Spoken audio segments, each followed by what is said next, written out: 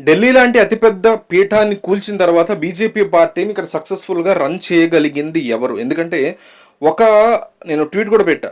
ఒకటి ఇండియన్ పాలిటిక్స్లో ఎప్పుడు ప్రూవ్ అవుతూ వచ్చేది ఏంటంటే పవర్లో లేకపోవడం శాశ్వతం కాదు, పవర్లో ఉండడం శాశ్వతం కాదు. ఈ రోజు వచ్చినటువంటి ఢిల్లీ యొక్క ఫలితాలు ఏవైతే ఉన్నాయో అవి దానికి పర్ఫెక్ట్ ఎగ్జాంపుల్. సో రేపొద్దున ఇదే బీజేపీ పార్టీ మళ్ళీ ఓడిపోవచ్చు, లేదా మళ్ళీ ఆప్ రావచ్చు, లేదా మళ్ళీ ఆ తర్వాత ఆప్ ఓడిపోవచ్చు, లేదా వీళ్ళిద్దరిని వదిలేసి కాంగ్రెస్ రావచ్చు.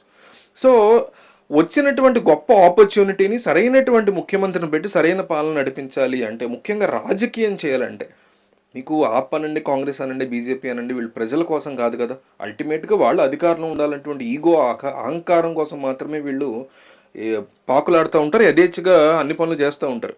సో రానున్న భవిష్యత్తుని కాపాడుకుంటూ బీజేపీ యొక్క పీఠాన్ని తేడా రాకుండా చూసుకోగల సత్తా దమ్మున్న వ్యక్తి ఎవరు అంటే ఈ పర్వేన్ వెర్మయ్ పర్వేష్ వెర్మయ్య కనిపిస్తున్నాడు.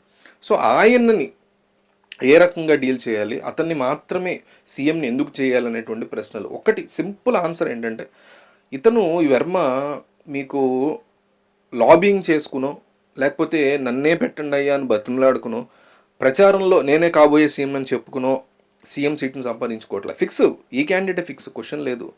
జస్ట్ మనం కొన్ని గంటల టైం అంతే అఫీషియల్గా అనౌన్స్ చేయడానికి, లేదా వీడియో చూసేలోపు అనౌన్స్మెంట్ కూడా వచ్చేయచ్చు మీకు.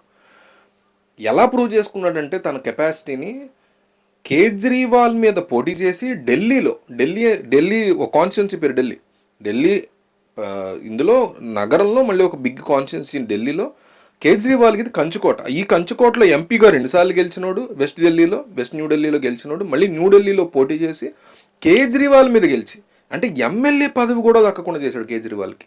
ఎమ్మెల్యేగా కూడా, అంటే ఎమ్మెల్యే లెవెల్కి కూడా లేకుండా కేజ్రీవాల్ని తొక్కి తన సత్తాని ప్రూవ్ చేసుకుని రాష్ట్ర వ్యాప్తంగా కూడా ఈ ఈ యూనియన్ టెరిటరీ వ్యాప్తంగా కూడా బీజేపీ గెలుపుకి తార్కాణమైనటువంటి ఇతను తప్ప ఇంకెవరికి ఇవ్వగలుగుతారు?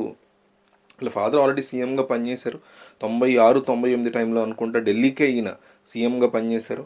వీళ్ళ వైఫ్ స్వాతి సింగ్ అని వినాయక్ మెహ్రానో ఉంది, వెర్మానో ఉంది వాళ్ళ ఫాదర్ నేమ్. ఆయన కూడా బీజేపీ లీడరే, ఆయన కూడా ఎంపీగా చేసినట్టున్నారు. సో 3 పిల్లలు ఈయనకి.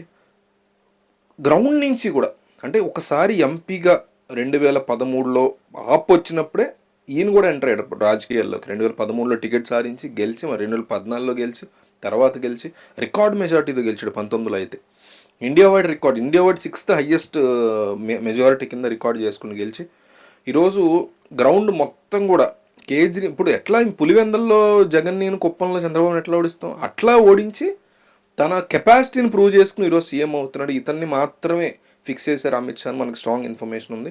సో మీకేమనిపిస్తుంది ఈ అంశం గురించి కామెంట్ చేయండి.